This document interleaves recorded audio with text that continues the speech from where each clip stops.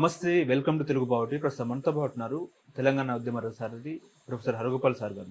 Sir sir తెలంగాణలో చూసుకుంటే తెలంగాణలో నిన్నటితో ఎమ్మెల్యే ఎమ్మెల్సీ కోటా ప్రక్రియ ముగిసింది. ఇటు కాంగ్రెస్ నుంచి చూస్తే అద్దంకి దయాకర్, అదేవిధంగా విజయశాంతి, శంకర్ నాయక్కి ఎమ్మెల్యే కోటా ఎమ్మెల్సీలుగా వాళ్ళు నామినేషన్ దాఖలు చేశారు. సో ముఖ్యంగా ఇక్కడ తెలంగాణలో ఒక చర్చ, కాంగ్రెస్ పార్టీలో కూడా చర్చ ఏంటంటే విజయశాంతికి ఏ రకంగా ఎమ్మెల్సీ వచ్చింది. సో అసలు ఆమె 14 నెలల్లో కూడా ఎక్కడా కూడా ఇటు మీడియాలోను కాంగ్రెస్ పార్టీలోను కూడా సెక్రటరియట్ లో, గాంధీ భవన్ లో కూడా కనిపించలేదు. హఠాత్తుగా ఏఐసిసి నుంచి ఆమె టికెట్ తీసుకొచ్చిందని చెప్పేసి చర్చ నడుస్తుంది. ఏ రకంగా విజయశాంతికి ఎమ్మెల్సీ ఇస్తారని కూడా మాట్లాడుకుంటున్నారు. సో దీన్ని ఎలా చూస్తారు సార్?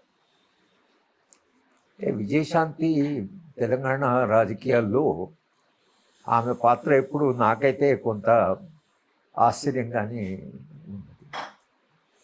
ఆమె సినిమా రంగంలో ఒక తమకంటూ ఒక పేరు తెచ్చుకుంది, తనకంటూ స్థానం ఉంది. విజయశాంతికి ఒక నటిగా సినిమా రంగంలో ఆమెకు ఒక గుర్తింపు ఉంది.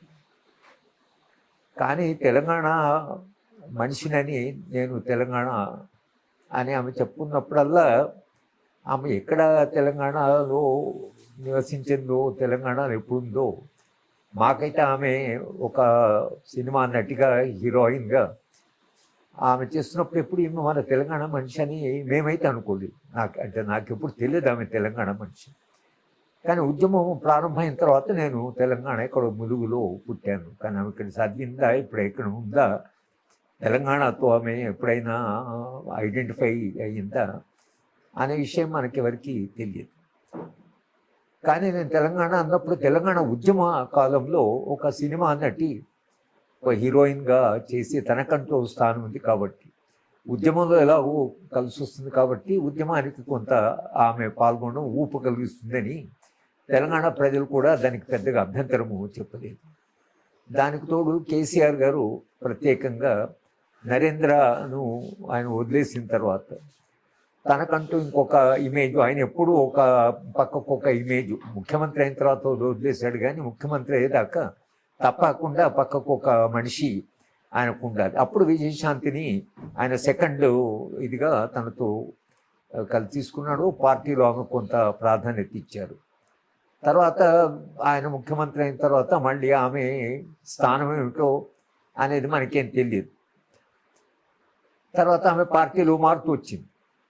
పార్టీ మారేంత వరకు భారతీయ జనతా పార్టీ, ఏ పార్టీలో కూడా ఆమె ఇమడలేకపోతున్నది.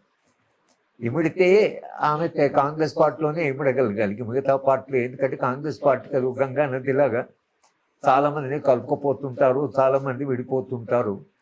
భారతీయ జనతా పార్టీ లాంటి పార్టీలో విజయశాంతి కానీ, టీఆర్ఎస్ పార్టీలో కానీ ఆమె ఇమడడం సాధ్యం కాదు.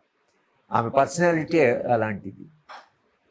కనుక ఇక్కడ ఎమ్మెల్యేలు ఇవాళ ఆశ్చర్యపోతున్నామంటే, సరే ముఖ్యంగా ఆమె తెలంగాణ మనిషా కాదా అనేది, తెలంగాణ ప్రజలు ఆమెను ఓన్ చేస్తున్నారా లేదా అనేది, ఆమె తెలంగాణను ఓన్ చేసింది కానీ తెలంగాణ ప్రజలు ఆమె తమ మనిషిని అనుకున్నారా లేదా అనేది అది ఇప్పటికీ వివాదాస్పదం. కానీ ఈ నిర్ణయాలు ఇక్కడనే జరగకుండా కాంగ్రెస్ పార్టీ నిర్ణయాలన్నీ ఢిల్లీలో జరగడం వలన, ఈమె ఒక యాక్ట్రెస్, ఒక పర్సనాలిటీ ఉంది ఆమెకు. రెండవది తాను తెలంగాణ అని చెప్పుకుంటున్నది.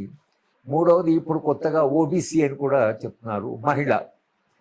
ఇప్పుడు అక్కడ ఏఐసిసి నిర్ణయం తీసుకునే వాళ్ళు ఆలోచించింది ఏమిటంటే, కొంత పబ్లిక్ ఆకర్షణ ఉన్న మనిషి రకంగా, అంటే అందరు ప్రామినెంట్ చూస్తే విజయశాంతి అంటే అందరూ గుర్తుపట్టే మనిషి. ఒకసారి చూద్దామని వెళ్ళే మనుషులు కూడా ఇంకా కొంత ఉంటారు తెలంగాణలో. రెండవది సరే ఉద్యమంలో ఉండి కొంత ఆమెకు పేరు వచ్చింది, కానీ ఈ పార్టీలు మారడం వల్ల ఆమెకున్న ఇమేజ్ కూడా చాలా దెబ్బతిన్నది. మళ్ళీ కాంగ్రెస్ పార్టీకి చేరుకున్నది. ఇది ఎక్కడో ఏఐసిసి స్థాయిలో ఒక మహిళ, ఓబీసీ అని ఇప్పుడు అంటున్నారు, ఓబీసీ కొంత ప్రజాకర్షణ ఉన్నటువంటి వ్యక్తి కనుక ఏఐసిసి వాళ్ళు బహుశా తెలంగాణ ఎమ్మెల్యేలను కానీ తెలంగాణ వాళ్ళు రేవంత్ రెడ్డి గారు ఆమెకు మద్దతు ఇచ్చారని అంటున్నారు. కానీ మద్దతు ఇచ్చారో లేదో మనకు తెలియదు. కానీ ఒక రకంగా అది ఆశ్చర్యకరమైనటువంటి నిర్ణయమే. నా వరకు నాకైతే ఆమెను ఎమ్మెల్యే కోటాన్ని ఎమ్మెల్సీ చేయడము, చాలా ఎవరు ఊహించని రీతిగా ఇక్కడ చాలా తెలంగాణ కొరకు కాంగ్రెస్ పార్టీతో చిరకాలంగా నిలిచిన వాళ్ళు, పనిచేసిన వాళ్ళు, పార్టీని మారని వాళ్ళు, పార్టీనే పట్టుకున్న వాళ్ళు చాలామంది ఉంటారు. అలాంటి వాళ్లకు అవకాశం ఇస్తే కొంత బాగుండేది పార్టీ.